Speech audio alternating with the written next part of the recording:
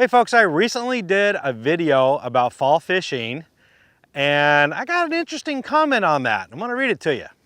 I've been watching tons of all fall vids and not a single person is mentioning water temp ranges, including you. Why are you not including water temps? Hey, that's a great question. And I can't speak on behalf of all the YouTubers out there, but for me, I'll tell you why. See, fall is a transition period. It's a transition season. The bass are in their summer places. They're hanging out there all summer long, and now they need to get to their wintering holes. And they also need to feed up. There's really two main things that drive their movement. That's, feeding and making their way to the wintering holes. That is primarily driven by the length of day. Not so much by temperature. Okay, temperature influences their disposition, how aggressive they are, and it also influences their metabolism, so how frequently they eat. But their migration pattern from summer to winter and also feeding, that's primarily as the days get shorter, that triggers that behavior. Now, temperature happens to coincide with that, meaning the days get shorter, the nights get longer, the temperature, air temperature begins to drop, and so does the water temperature. So there's a correlation there. As bass anglers, we don't have a very good way of measuring length of day and as it gets shorter, but we can use temperature as a proxy to get an idea of what the bass may be doing during the fall because they're being influenced by the shortening days. Does that make sense? I hope so. So let's do this. Let's actually go through the whole fall season from summer to winter using temperature as a proxy to understand what's going on and what to fish and when and where. Okay, let's do that. So let's start off at the end of summer, beginning of fall. That's usually right around Labor Day, right? That's the unofficial end of summer. What you'll notice is air temperatures haven't changed that much. Water temperatures haven't changed that much. But the bass will start moving. The days have been getting shorter ever since the equinox. Well, right now it's got to a period where it's like, okay, there's a trigger point. The primary thing about it is the bass will move from their summer haunts. And so they can be pretty predictable through the summertime. You pretty much can tell where they're going to be. And now they pull up stakes and start to move, right? So that's, again, they're going to start moving to feed. That's the primary thing. You got to eat up. So they're going to start moving to areas where it's kind of like in the pre-spawn. They're going to move to like those pre-spawn areas, those staging areas. We're talking about those areas that are near shallow water. They're not going to move all the way at the back of coves right now. That's not going to happen until later in the fall. We'll talk about that. But you're looking for areas that are shallow areas next to deep water, right? So that could be like at the top of points. That could be along main lake banks. Maybe there's a hump or ridge or something nearby. Something like that, maybe towards the entrance of those coves. That's the area they'll start to migrate to and stack up. And the temperatures here are going to be in the 70s. That's what you're looking for. That's when you'll see that they'll start to move to those locations. Now, the water temperature is still warm. They're still aggressive. They're feeding heavily. They're starting to feed even more. I mean, the big thing here is that they are chasing bait fish. They're going to start to follow the bait fish. So this is where it becomes really critical to find the bait fish. If you find the bait fish, you're going to find the bass nearby. That's a given in the fall in particular. And because they're aggressively feeding, as long as there's not any big fronts coming through, those fast-moving horizontal presentations are going to work for you, right? Crankbaits, spinner baits, top water, swim jigs, swim baits, that kind of stuff. Move at a fast pace. That's typically what's going to work right now in the areas that I told you about. Now, as we move into the 60s, it's not a big change in the upper 60s. Again, bass are going to be aggressive. Those fast-moving baits are going to work. But the bass are going to move up more so in those coves as the bait fish moves up in there. Largemouth, in particular, are going to congregate around the remaining green weeds. Okay, look for that. Now the green weeds in the super shallow water probably dying off. Those are consuming oxygen, not emitting oxygen, so the bait fish aren't going to go there, neither will the bass. So find those remaining green weeds, and that's where you're going to find them, in particular largemouth, Kentucky spotted, that kind of stuff. Now, the smallies will be a little more structure orientated. So find a rock pile or a hump or maybe a creek channel nearby. They will use the weeds too. They're not exclusive to that. Don't worry, if all you got are weeds and you have smallies, they're going to be in the weeds. They're going to utilize what is available to them.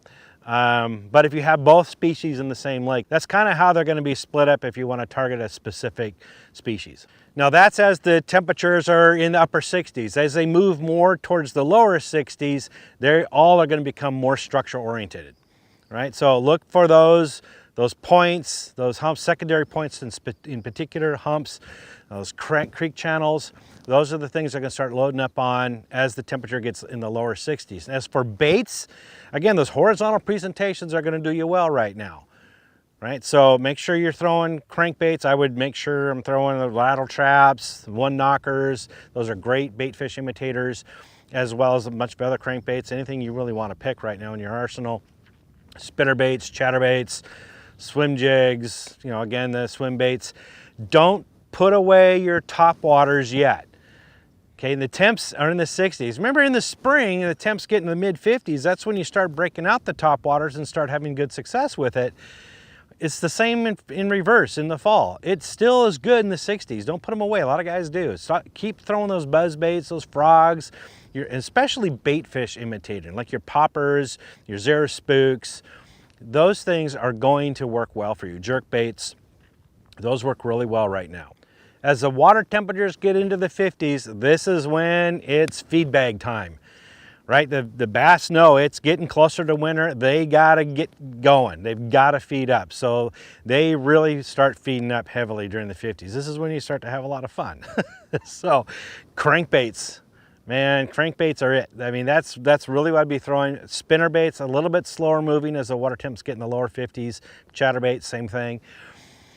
Where they're going to be is in the deeper water now, right? Deeper weeds, the deepest green weeds you're going to find, long tapering points on the main lake, channel bends, channel swings.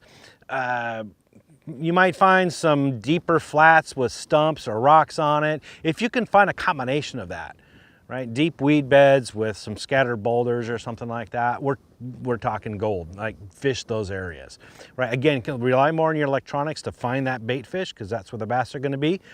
The bass are going to be more congregated right now, so you may go a long stretch and not catch anything.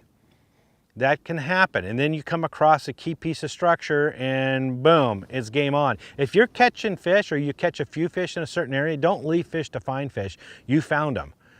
So stay on them, because you can go a long time and not catch a lot. If you're on a bank and you're shore and you're fishing a point, say for example, and you don't catch a bunch of fish, don't wait for them to come to you. Pick up sticks and find another point if you can.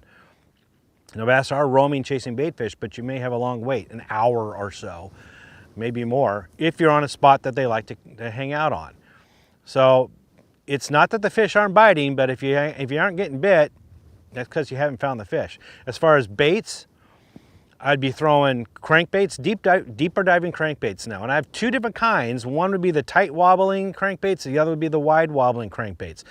For some reason, bass on one day will want one type and the next day they might want the other type. And that can even happen during the day, right? Say for example, in the morning they want wide wobbling crankbaits, and then the bite wanes. If you switch over to a tight wobbling crankbait, you might start catching fish again.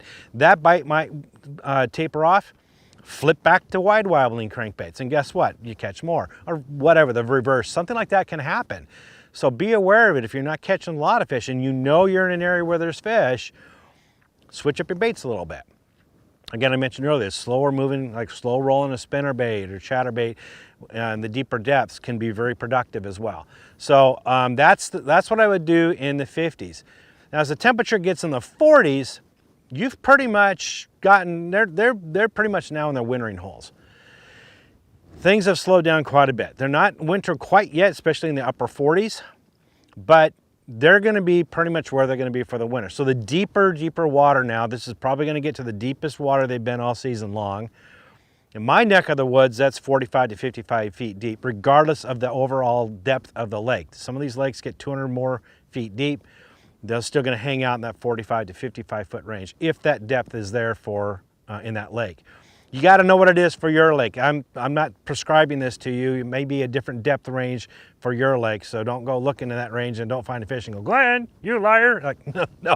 You know, you got to, some of these things you just got to learn about the nuances of a particular lake or river you're fishing in. But the point is, they're going to be pretty dang deep, and they're going to be in a certain range, and that's where you need to look.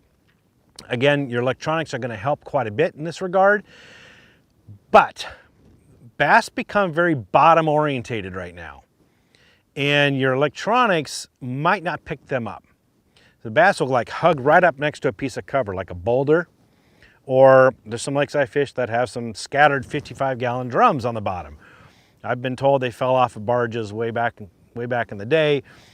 I don't know, maybe there's bodies in them, I don't know. But kind of a morbid thought. But the point is that they're rounded, and boulders don't come in perfect shapes. And underneath, you know, here's the bottom, and underneath here, right in this little spot, that could be where a fish is snugged right up under there. And if you're looking on your depth finders, you're just gonna see a oil drum or a rock or something else, like a log. Logs, the same thing, logs are rounded. You won't see the fish. So if you're looking in that depth range where you know they're at and you see isolated cover like that, fish it. Even though you might not see fish nearby, especially if you know the bait fish in that range, fish it, because you'd be surprised. They're so close to cover, they'll just become a piece of it on your depth finder, but they're there. So make sure that you make multiple casts, and this is where drop shot comes really in handy, because the drop shot is great for pinpoint working a piece of structure or cover. They're not good for covering a lot of water, but when you found something, work it with a drop shot. Jigs dragged on the bottom work really well. I like finesse jigs. I like football head jigs with a 5-inch white grub on it. Why white is because that contrasts with the bottom color of the lake. Makes it easier for the fish to find. At that depth, most colors are black and white anyway. Shades of gray. So a white grub against a dark bottom background really stands out, makes it easier for the bass to find. Now, that's when you get in the lower 40s. In the upper 40s, the fish may still be up a little bit higher, a little bit upper, a little bit more in the depth range, and they might be more accessible with crankbaits, so don't throw away your crankbaits yet. If the temps are in the upper 40s, you can still use the crankbaits the way I just mentioned and catch some fish off that. But as it gets colder, just follow them out to that deeper structure and you'll find them. And then now you're into winter patterns, fishing slower. Demiki rigs work well. On the drop shot, I would put like a little 3-inch minnow, 3.5-inch minnow. I like to use 3-inch Senkos on it. We're gonna downsize now. Instead of using that big 5-inch, 6-inch Senko that we did in the summertime, now we're using like a 3-inch Senko. Something small, bite-sized, snackable, something they can eat, and it's about bait fish size for them, which is what they're targeting. So that all works. Anyway, that is fall from the temperature range's point of view. I hope that helps. For more tips and tricks like this, visit BassResource.com.